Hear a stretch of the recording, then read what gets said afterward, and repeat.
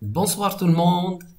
Aujourd'hui, on va analyser le marché suisse et on va voir si le marché va pouvoir résister à ce qui va se passer sur les prochaines semaines et peut-être les prochains mois. En tout cas, il y a une grande probabilité pour que les marchés se dégonflent dans le monde entier.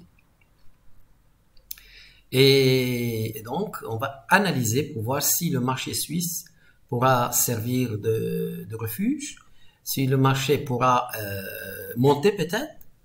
En tout cas, voici une analyse weekly du SMI, donc le marché futur suisse, là.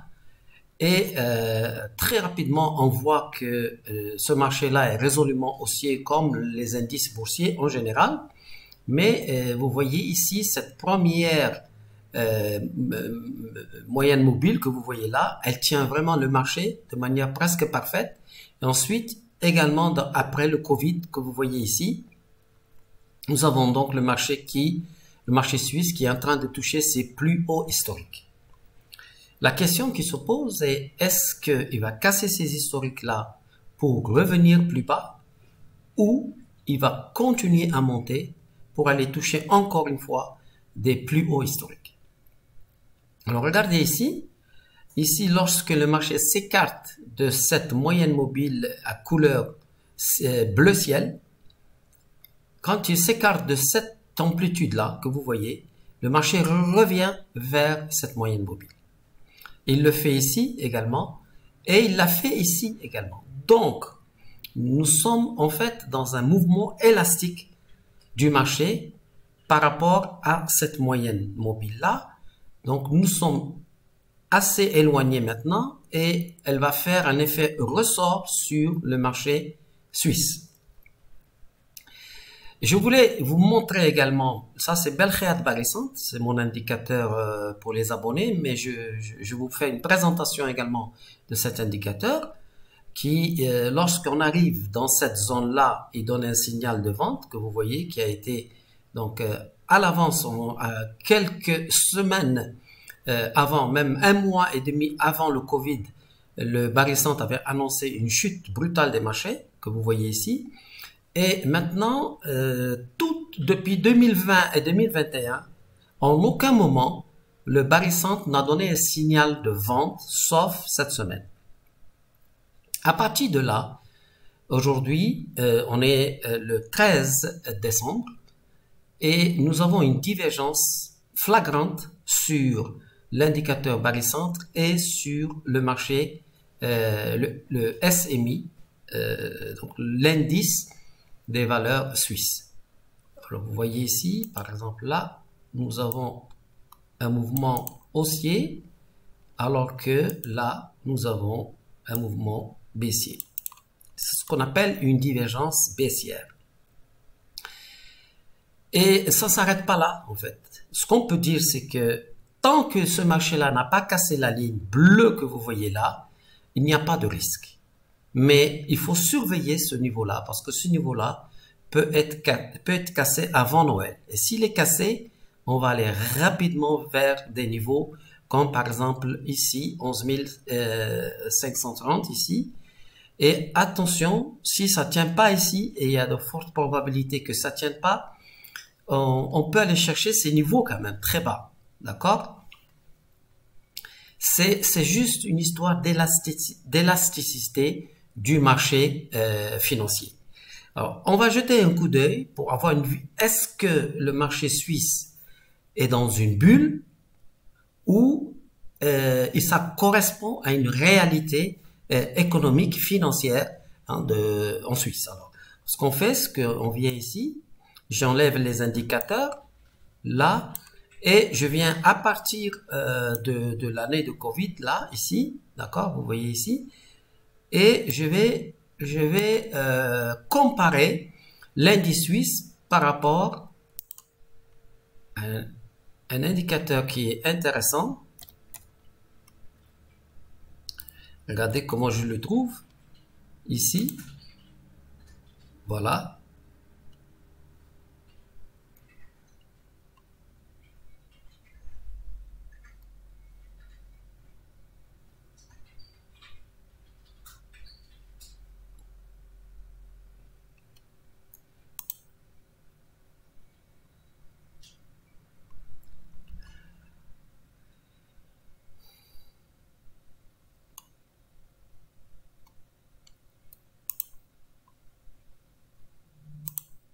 Voilà, c'est celui-là. J'enlève celui-là. Voilà. Donc, cet indicateur-là nous montre clairement que il y a une véritable bulle sur le marché suisse. Et lorsqu'on a cette configuration, on est très loin des valeurs, des valeurs réelles. Nous pouvons nous attendre à une chute des marchés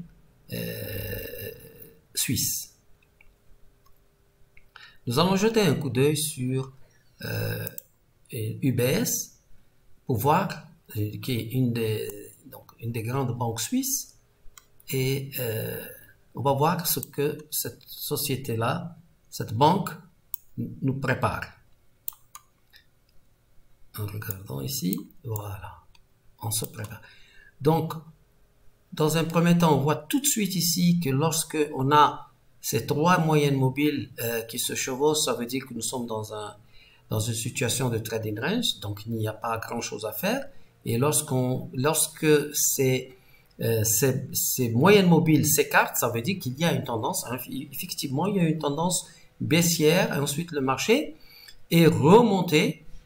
Ici, on est en train d'étudier UBS, donc l'Union des banques suisses, en une semaine. Et ce qu'on peut remarquer tout de suite ici, c'est que nous avons quelque chose de très important ici. Nous sommes arrivés à une résistance, une très forte résistance sur le marché. Et encore une fois, je tiens à souligner, et c'est pour ça que j'ai voulu faire cette analyse là sur d'abord cette action de la banque suisse, mais on pourrait ensuite regarder Nestlé et les autres actions suisses pour le plaisir de faire des analyses et puis pour répondre à mes abonnés. Certains abonnés de Lausanne et de Genève me demandent d'avoir une visibilité technique, en tout cas, sur les marchés suisses. Donc ici, nous sommes sur une résistance très importante et on voit bien que ça peine à casser ça avec force, mais surtout, je vous demande de faire très attention, regardez bien, vous voyez bien ici, là, ça monte. Mais, ici, sur le bas récent, ça baisse. Alors, je vous fais remarquer que le bas récent, cet indicateur, n'est pas un oscillateur comme vous le connaissez. C'est en fait c'est une formule qui calcule où est-ce qu'il est le centre de gravité d'un mouvement boursier. Comme peut-être que vous connaissez Belkhayat Gravity Center, ben c'est une amélioration de Belkhayat Gravity Center qui va calculer un moment précis où est-ce que le marché s'est éloigné de son centre de gravité. Et comme, regardez par exemple ici, nous avons, lorsqu'on arrive dans cette zone rouge, on est en signal de vente, ici également.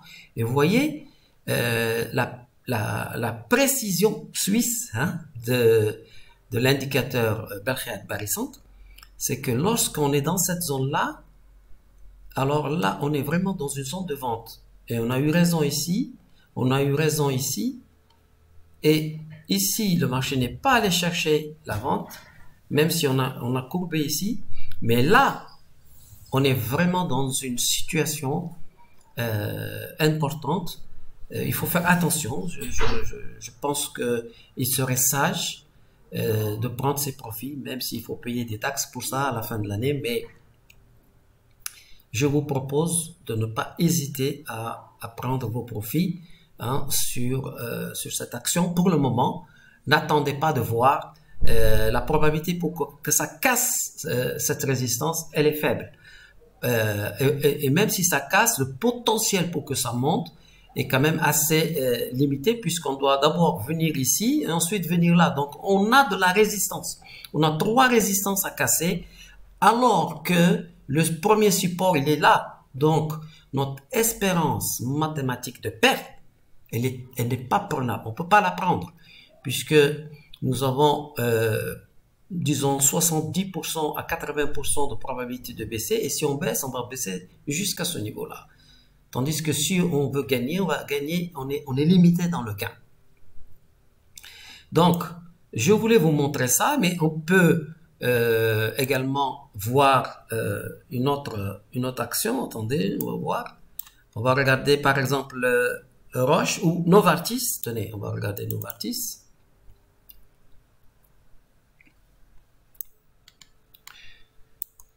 Donc Novartis, c'est en attention ici, c'est sérieux, n'est-ce pas? Puisque tout le monde, tous les analystes techniques ont vu ça, d'accord? Et nous sommes sur une configuration qui demande de la vigilance, parce que Belkhead Gravity Santé ici nous a déjà donné ici, vous avez vu la divergence, elle a été précise. Vous voyez ici la divergence sur ça a monté, regardez bien.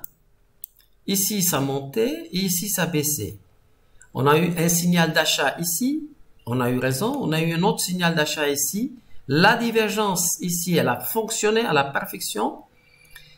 Et donc, ici, nous sommes vendeurs. Donc, attention, on n'a pas de signal d'achat. On est pour le moment vendeur sur Novartis. Et attention, on est vraiment dans une zone à très forte volatilité, ici. Donc, encore une fois, je propose d'être sage et de passer Noël tranquille et donc d'encaisser vos profits si vous avez vendu ici, acheté ici. Mais pour le moment, cette configuration-là, elle ne prête pas.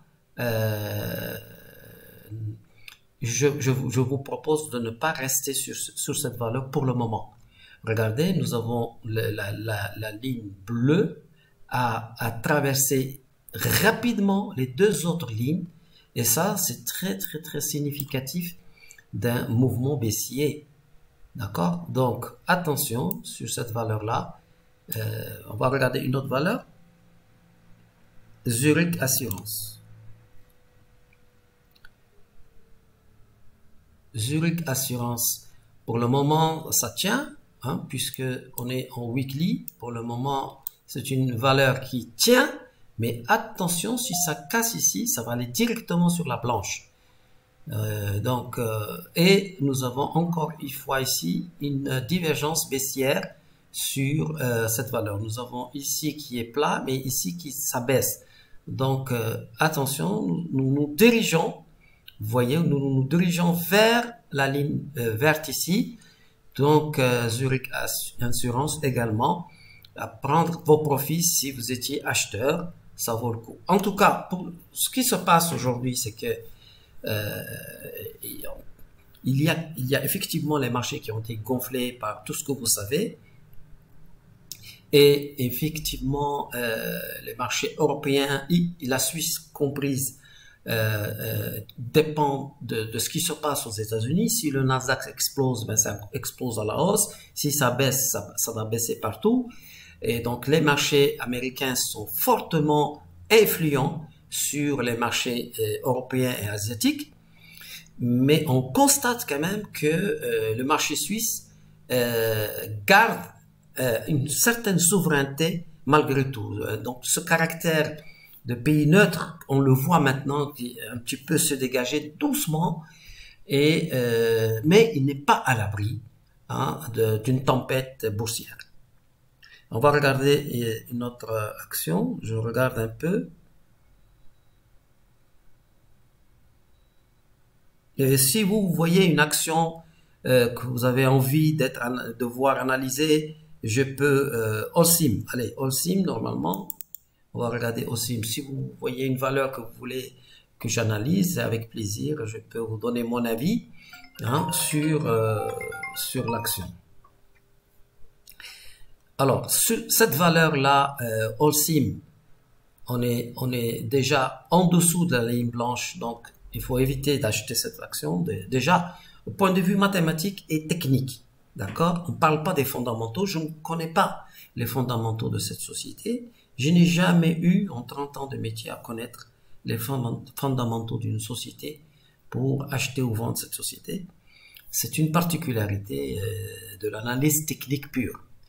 Et ma foi, l'analyse technique me l'a bien rendu, hein. Donc, Ici, nous venons de croiser, la ligne bleue foncée vient de croiser rapidement les deux lignes là. Attention ici, attention, attention. Nous sommes véritablement dans un point bas ici et nous venons de faire un signal ici d'achat, mais tout de suite, il a été invalidé. Donc attention, je ne serai pas acheteur de Holcim. Voilà, alors peut-être qu'on pourrait jeter un coup d'œil sur le franc suisse. Pour finir, on va jeter un coup d'œil sur le franc suisse. Alors, 6F, je crois, voilà.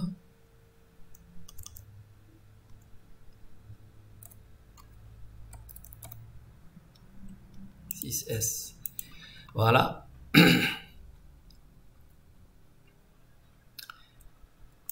Alors, on peut dire que le franc suisse, pendant des mois et des mois, les trois moyennes mobiles que vous voyez là se sont entremêlées et qu'il y avait vraiment un grand mouvement ici de trading range. En fait, le marché a fait ça, assez solide, hein, le franc suisse contre le dollar. Mais à partir de mai 2020, le marché a décollé, le franc suisse a décollé par rapport vous voyez là, il a décollé le dollar ici, parce que là c'est le franc suisse futur, donc c'est le dollar qui monte ici.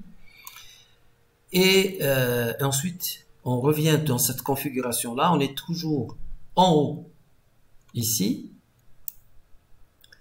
Et à mon avis, l'analyse technique nous dit que le dollar va encore monter par rapport au franc suisse.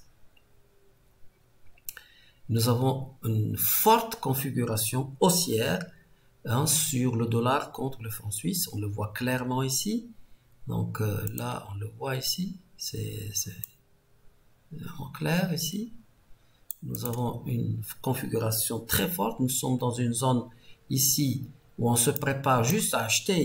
Il n'est pas question de vendre pour le moment. On est très loin de la zone de vente pour vendre du dollar contre le franc suisse. On est loin. Hein, vous voyez, on est plutôt proche de la zone verte et cette zone verte nous donne un signal d'achat comme ici. Nous a donné un signal d'achat ici qui a été validé, un signal d'achat ici qui a été validé.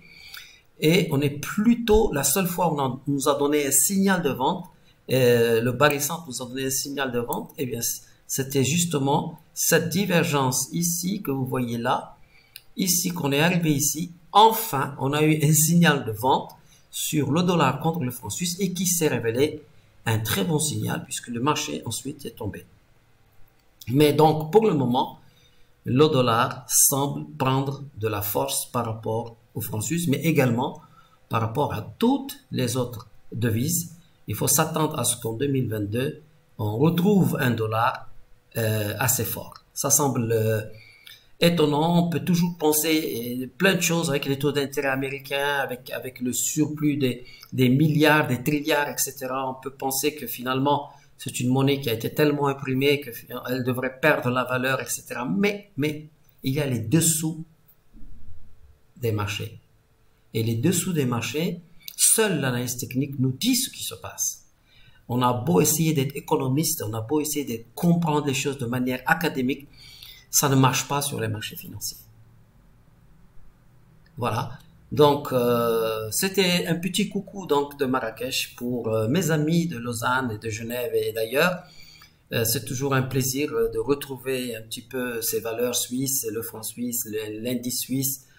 Et donc, on reste à votre disposition ici pour si vous voulez une analyse plus approfondie ou si vous avez quelque chose dans un portefeuille comme une épine, que vous ne savez pas s'il faut sortir ou pas, on est là pour vous donner en tout cas notre avis technique et chartiste.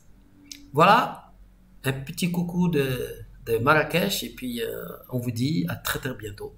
On va commencer maintenant de plus en plus à donner des analyses sur les marchés suisses, le marché français, pourquoi pas, le marché belge et même le marché à Toronto, pourquoi pas. Voilà, à très bientôt.